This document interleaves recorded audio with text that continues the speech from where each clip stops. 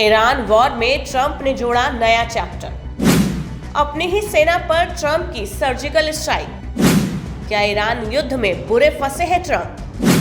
बेनतीजा होती जंग से कैसे झुंझलाए ट्रंप? ईरान, इजराइल और अमेरिका के बीच संघर्ष में एक नया मोड़ आ गया है। ऐसा इसलिए कि अब राष्ट्रपति डोनाल्ड ट्रंप धीरे धीरे सही गलत और नफा नुकसान का अंतर भी भूलते जा रहे हैं। अब ट्रंप प्रशासन ने अपनी तोप का मुंह ईरानी सेना के बाद अपनी ही सेना की तरफ मोड़ दिया है। अमेरिका के army chief of staff general Randy George को तत्काल प्रभाव से रिटायर होने तक के लिए कह दिया है। ये कोई सामान्य विदाई नहीं, बल्कि एक झटके में किया गया निष्कासन है। इससे पहले chairman of joint chief of staff general CQ brown को भी उनके पद से हटाया जा चुका है। दुनिया की सबसे बड़ी ताकतवर सेना के दो सबसे बड़े सिरों को युद्ध के बीच काट देना वॉशिंगटन की सत्ता के गलियारों में आए किसी भूकंप से कम साबित नहीं होगा। घरेलू मोर्चे पर ट्रंप की इस फायरिंग को लेकर पहले से कयास लगाए जा रहे थे। खास तौर पर बेनतीजा होती ईरान जंग की झंझलाहट और पेंटागन के भीतर सुलगते असंतोष से इसे जोड़कर देखा जा रहा है। सवाल ये कि जब खाड़ी में युद्ध की आग धधक रही हो, तब ट्रंप प्रशासन ने इतना बड़ा जोखिम लेकर क्या संदेश दिया? क्योंकि इस कदम से न केवल मिलिट्री लीडरशिप में अस्थिरता का खतरा है, बल्कि मोर्चे पर तैनात फौज के मनोबल टूटने का भी बड़ा रिस्क है। टॉप आर्मी जनरलों की इस फायरिंग की गहराई को समझने के लिए हमें कुछ प्रमुख बिंदुओं पर नजर डालना होगा। ईरान युद्ध का बदलता गियर, स्टोन एज की ओर कदम। युद्ध के बीच में आर्मी चीफ को हटाना आत्मघाती भी हो सकता है और क्रांतिकारी भी। एक्सपर्ट के मुताबिक इसके पीछे ट्रंप के दो साफ संकेत हैं: तेज और आक्रामक कार्रवाई।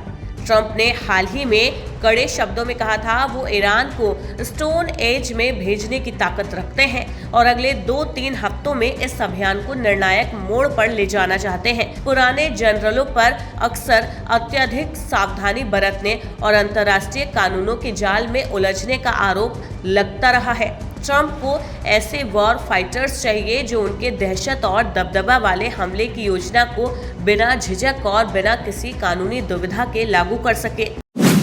क्या ट्रंप कमजोर पड़ रहे हैं या शक्ति प्रदर्शन कर रहे हैं? विपक्ष और लिबरल मीडिया इसे ट्रंप की घबराहट बता रहे हैं, लेकिन राजनीतिक और कूटनीतिक नजरिए से इसे कमजोरी नहीं बल्कि कठोर नियंत्रण के रूप में देखा जा रहा है। विपक्ष का राजनीतिकरण वाला तर्क, डेमोक्रेट्स और कई सैन्य विश्लेषक इसे सेना का राजनीतिकरण कह रहे हैं। उनका तर्क है युद्ध के दौरान शीर्ष नेतृत्व बदलना ये दिखाता है कि व्हाइट हाउस और पेंटागन के बीच तालमेल पूरी तरह खत्म हो चुका है।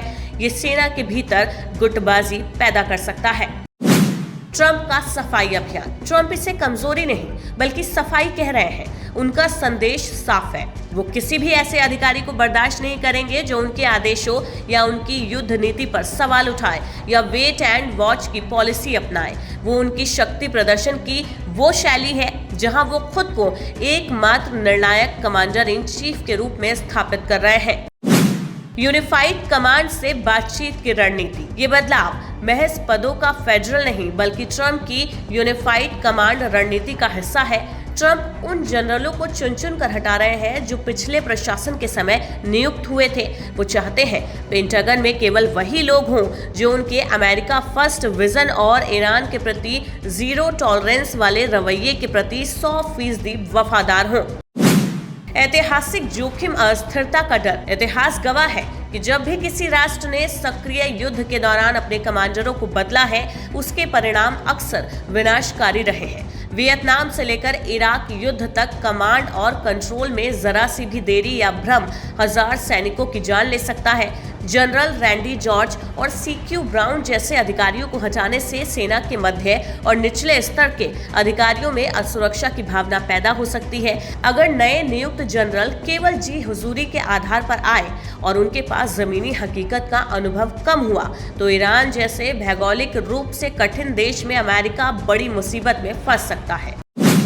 ट्रंप का ज्यादा रिस्क ज्यादा फायदा वाला जुआ। ट्रंप की कोई कमजोरी नहीं है बल्कि एक बेहद जोखिम भरी रणनीति है। वो सैन्य नेतृत्व के पुराने ढांचे को ध्वस्त कर युद्ध को अपने कट्टरपंथी हिसाब से खत्म करना चाहते हैं। ट्रंप जुआ खेल रहे हैं एक तरफ ईरान है और दूसरी तरफ उनकी अपनी सेना की स्वायत्तता। इस फायरिंग ने साफ कर दिया कि आने वाले दिनों में खाड़ी क्षेत्र में बारूद की गंध और तेज होने वाली है। ट्रंप ने अपनी तोपें लोड कर ली हैं और अब उनके निशाने पर केवल दुश्मन देश नहीं बल्कि वे तमाम बाधाएं हैं जो उनके और उनकी जीत के बीच खड़ी है। देखना दिलचस्प होगा, क्या ये नई लीडरशिप ट्रंप को वो निर्णायक जीत दिला पाएगी जिसका वादा वो अमेरिकी जनता से कर रहे हैं, या फिर ये बदलाव अमेरिकी सैन्य इतिहास का एक काला अध्याय साबित होगा।